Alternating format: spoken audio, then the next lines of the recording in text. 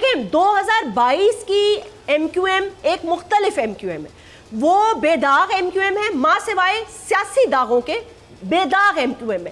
انہوں نے ایک بردباری کا ثبوت دیا، اپنے آپ کو پاکستان کے لیے کھڑا کیا، الگ کیا اس وقت اس نعرے سے جو پاکستان کے لیے خطرناک نعرہ تھا، اور ہم اس چیز کو سراہتے ہیں۔ دیکھیں ایم کیو ایم نے مصطفیٰ کمال کی قیادت میں بہت اچھا کام کیا، یہ بھی ہمیں پتا ہے، ہم کراچی کے رہنے والے ہیں، ہمیں ایک ایک چیز سے واقف ہیں کہ مصطفیٰ کمال نے ایز اے میئر بہت کام کیا۔ ایم کیو ایم ایک اپروچیبل پارٹی تھی، گراؤنڈ پہ تھی، کام کرنے والی تھی، صحیح ڈائریکشن کی ضرورت ہے، میں ابھی بھی کہتی ہوں۔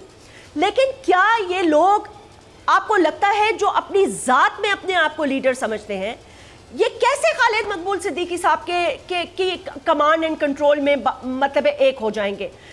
اور دوسرا آپ نے کہا کہ میں خود کوشش کر رہا ہوں اخلاقی طور پر، مطلب آپ کر رہے ہیں لیکن آپ سے کوشش کروائی بھی تو جاری ہے نا۔ کہا جا رہا ہے تحریک انصاف کے ووٹ بینک کو بند باندھنے کے لیے یہ جو ووٹ ٹوٹ رہا ہے اس کو اکٹھا کرنے کا اور کوئی طریقہ نہیں ہے کراچی میں۔ نہیں ایسی کوئی بات نہیں ہے۔ پی ٹی آئی اور عمران خان صاحب جو ہے وہ رن آؤٹ ہو چکے ہیں، اور یہ جو میچ ابھی پاکستان میں ہے اس میں ان کی باری اگلی بار آئے تو آئے، اس بار وہ 9 بال پہ چھکے بھی مار لیں تو کوئی فرق نہیں پڑتا۔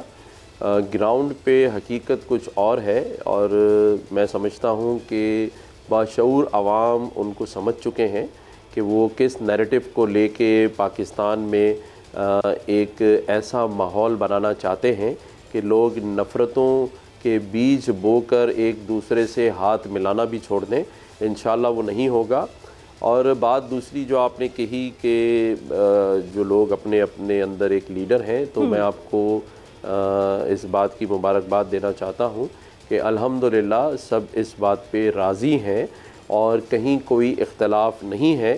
اور جیسے میں نے کہا کہ اب سیاسی اعلان یہ لوگ اپنے لیول پہ کریں گے انشاءاللہ تعالی، کہ بلکہ میں سب سے زیادہ اس بات پہ بھی خوش ہوں کہ آفاق احمد بھائی جو کافی عرصے سے اس بات پر راضی نہیں تھے کہ ایک ساتھ بیٹھ کر کراچی کے لیے اور اربن سندھ کے لیے کوئی اہم فیصلے لیے جائیں ان کے اسٹیک ہولڈرز کے ساتھ، تو وہ بھی اس بات پر کل میرے جانے کے بعد راضی ہو گئے ہیں کہ ایک سٹنگ میں سب ساتھ بیٹھیں اور ایک مشترکہ اعلامیہ جاری کیا جائے اس شہر کراچی اور اس صوبے کے لیے، کہ جہاں وہ ایشوز جس پر سب ایک ہیں اس میں وہ اعلامیہ جاری ہو۔ لیکن میں سمجھتا ہوں کہ لوگوں کو جوڑنا، ہمارا مذہب اسلام بھی اس بات کو کہتا ہے کہ لوگوں میں نفاق پیدا نہ کریں، کیا ہوگا بلکہ لوگوں کے دلوں میں ایک دوسرے کے لیے اتفاق پیدا کریں۔ اگر یہ ویڈیو آپ کو پسند آئی ہے تو اس چینل کو سبسکرائب کریں اور بیل آئیکن کو کلک کریں۔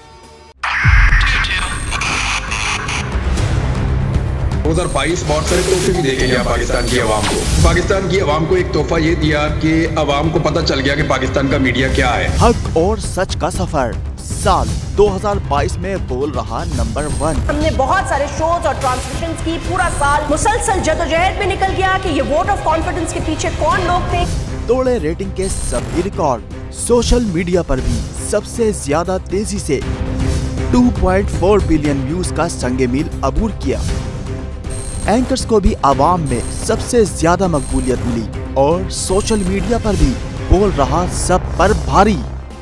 سبسکرائب کریں اور بیل دبائیں تاکہ کوئی خبر رہ نہ جائے۔